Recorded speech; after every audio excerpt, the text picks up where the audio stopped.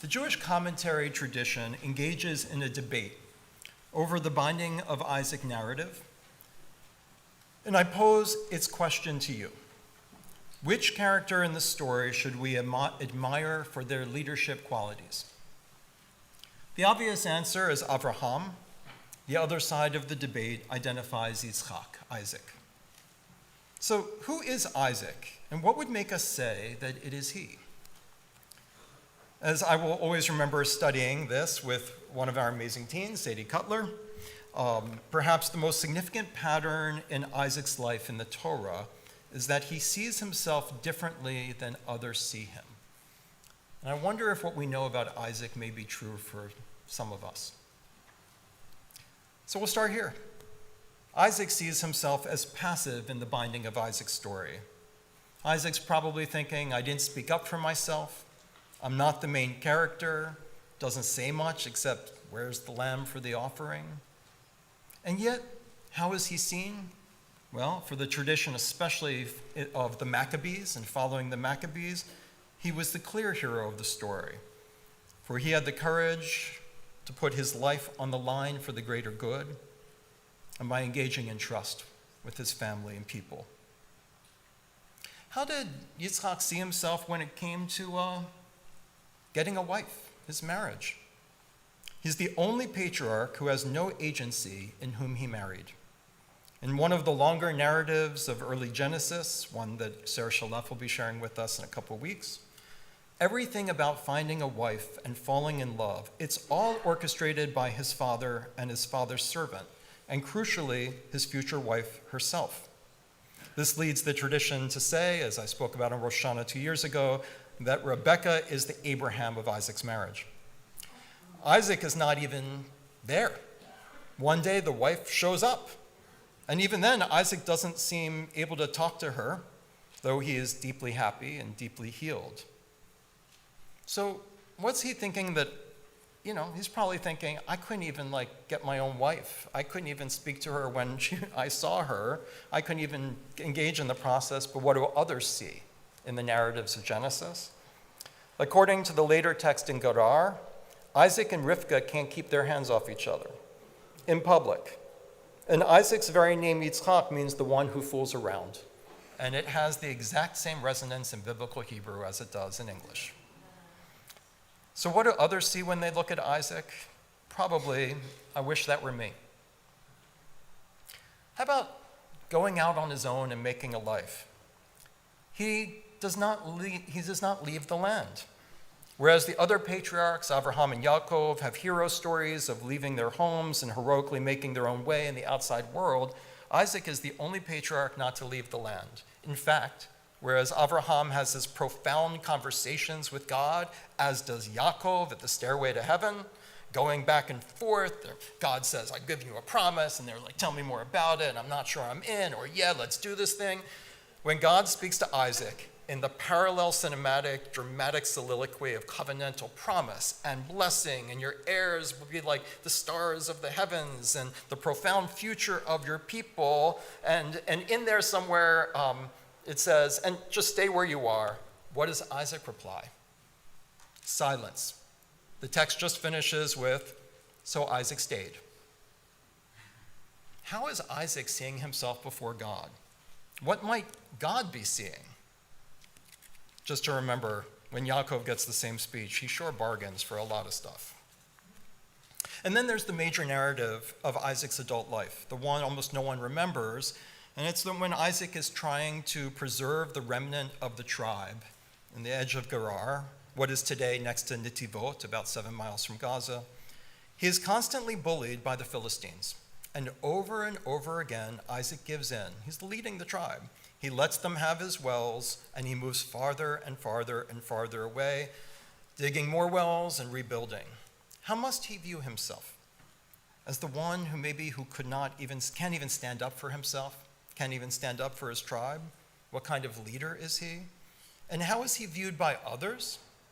Well, unexpectedly, the king of Gerar, the king of the Philistines, shows up, approaches him, offers a treaty, and sees Isaac as some great leader with a magic golden touch for success and I guess I shouldn't use the word golden, talking about leaders with success, as a magic touch for success, and a great leader for practicing non-confrontationalism, a trait that Isaac passes on to Yaakov, and which makes him a great and successful leader as well. Isaac probably sees himself as a bullied kid, but the king sees him as strong, as wise, as an equal, and as a leader. And then, the end of his life, the other Isaac story besides today's that we know so well and is famous, Isaac and Rivka have 2 sons, Yaakov and Esav. Why does Isaac love Esav so much? Esav is the confident, athletic hunter, a little like Gaston in Beauty and the Beast. I will get you the game for the stew. Esav has no self-doubt, no hesitations in his decisions, no second-guessing himself. He's the one people look at and say, that's a leader. And Isaac loves him because he sees the opposite of himself in Esav. But it's the way that he always wanted to be seen. And so the story concludes with the most famous imposter story, probably in history, and certainly in the Bible, where Yaakov dresses up to look like and smell like like Esav, so to get the blessing, which is all Rivka's idea. So who is the real Isaac? Is it the way he sees himself or the way others see him? And isn't the reader the one to decide? So I ask you, who do you relate to more? We approach high holidays with the idea that I am half without merit, and I am half with merit. And that's the way we're supposed to be open for God. So, talk about imposters. I definitely suffer from imposter syndrome. I don't know about you, but I remember the first academic conference I went to. I was watching all these people at this panel. I was writing on Mendelssohn at the time, so it was on Spinoza and Mendelssohn, and everyone on this panel. I was not presenting, I was just listening. They were presenting so confidently. Spinoza's thesis is this, and Maimonides says this, and this is the thing of this, and here's my critique of that. And I was in awe, and I went up to them afterward, and I was like, wow, like, how do you know so much about Maimonides? And they're like, well, I read it, and I wrote a paper. And I was like, oh, like, do you know the Mishnah Torah? Like, do you know Talmud? Do you know Bible? And they're like, no. And I'm like, do you know the language? They're like, not really. And I was like, don't you have to? I mean, that's what they're telling me you have to do. And they're like, no, you kind of fake it a little bit, but it's all okay. It's all okay, you know? And they're like, it's perfectly fine to read a book and write a paper on it. And I was like, I don't feel comfortable doing that because I feel like that I would be an imposter if I did.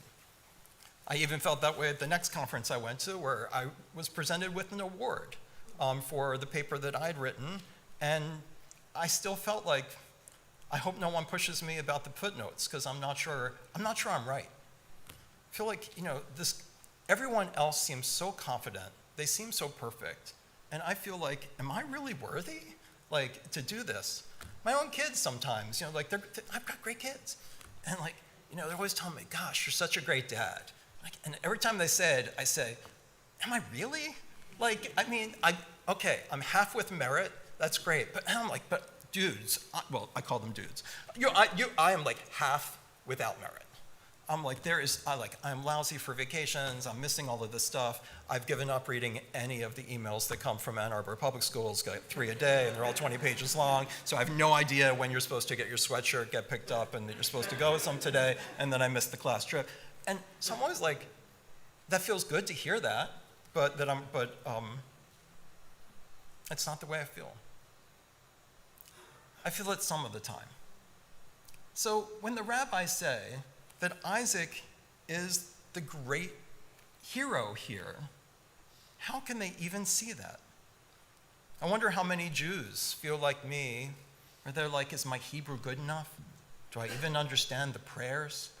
Like, do I understand what we're doing here on Rosh Hashanah? Maybe everyone else was raised in that way. They were born in Israel, or they went to day school, and they know all of this. But am I even worthy to pray it? Find my way into it? Maybe imposter syndrome is a holy place inside of us. Maybe it's a place that reminds us that we're all simple people at heart. That honor is conferred through graciousness, rather than being a product of natural gifts or efforts. And in a way, all honor is, I'm going to try to figure this out. I'm going to try to serve. I'm not better than anybody. I actually think that my sense of inadequacy is one of my strongest traits. It's the opposite of I was born to do this regality. I was actually talking to your son over coffee, and I said, what is it, well, I've had coffee with many of your, both of them.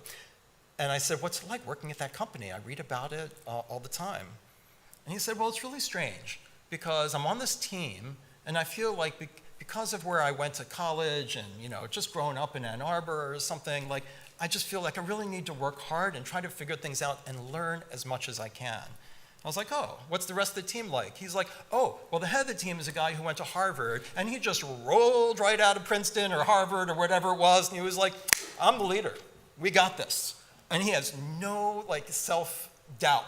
And he's like, gosh, what would it be like to feel that privileged? To feel that, I'm entitled to this. I was born to this. I think having a sense of inadequacy and needing to learn is the acknowledgement of the role of grace in life. It's a sense of everything good in my life happened to me. And when I was young, maybe I thought it was all me. But the imposter syndrome person who keeps going has a bit of that enlightenment earlier in their life. It's the acknowledgement of how short life is, how much there is to learn, because you realize that there isn't enough time in life to earn these titles that we feel imposters in. Why are we attracted to a certain self-assuredness, a certain confidence that there's no need to second-guess oneself, whether one really knows enough and really can't make mistakes? And what's the right kind of leadership that we need in this world? People sure seem to be voting for the kind of leadership that never second-guesses a thing they say. And is that leading us in the right direction? So now do you get a sense more of the Akedah? Abraham's amazing. But is he the hero? There's the side that says it's Abraham because God has promised him that Isaac in the future and is the future of the Jewish people. There's no way he can die. And so he doesn't second guess himself. But even this side of the debate in the commentaries suggests in very big letters, don't try this at home. You're no Abraham. This test was meant only for him. That's the commentaries are clear. And now that he has accomplished it, we remind God of his merit on Rosh Hashanah so that some of that unearned merit rubs off on us. Don't try this at home. And the other side of the debate, the other side that says there's a more powerful message for us on Rosh Hashanah, the rest of us, it's that Isaac embodies the divine attribute not of weakness, but of givurah, of strength. For true strength is doing what is right without a personal fuss. Doing your duty without ego is the foundation, though not the completion, of the universe and of human good. You don't have to speak up and make a fuss to follow the law. It seems like sometimes people are speaking up and making a big fuss when they're not following the law. And what is Moses' quality? The guy who said over and over, Exodus, Leviticus, Numbers especially, Deuteronomy still, I'm just not good at this sort of thing, Adonai, this being a prophet thing. I can't speak well. Please find someone else to do it. The guy who the Torah tells us was the most humble person in the world, the one who constantly tells God that he is terrible at leading the people and who is constantly trying to quit. Isn't second-guessing yourself an essential element of teshuvah.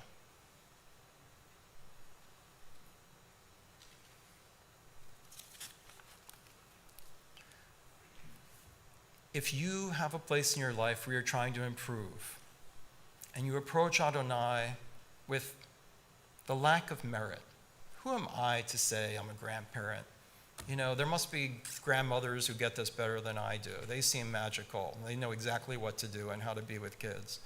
You're like, who am I? I mean, honestly, like, any of you could give a great Devar Torah, and you should be up here doing it. Who am I to lead High Holy Days and try to find some way to summarize where the world is at? It's absolutely nuts. Okay, Shana Tova, we're done, right? It's when you try to do the things that you're being called to do, when you feel unworthy. I think that is exactly the way we find our life, our way onto our path forward. It's not a pathology to have imposter syndrome, it's a gift. Our identity is not that we wrestle with God, but that we never fully believe that we are holy selves as humble servants of the Holy One, capable of true greatness and transformation on this earth. And we should never truly fully believe it. We should come back to the earth as Yaakov maybe, wearing just the hairy skin, the white collar, the doctor's coat, the teacher's title, the all-powerful parent title of mom or dad, and that we can be that too. How does the Torah describe Isaac? The very beginning of the story calls him an ish tam. He's a simple person. Maybe the hero of the Passover Seder isn't the clever one, or the rebellious one, or the one who just hasn't grown into themselves yet. Maybe it is the Yeled Tam, the simple one. I don't know enough. I'm not clever enough, but I'll try. Shana Tova.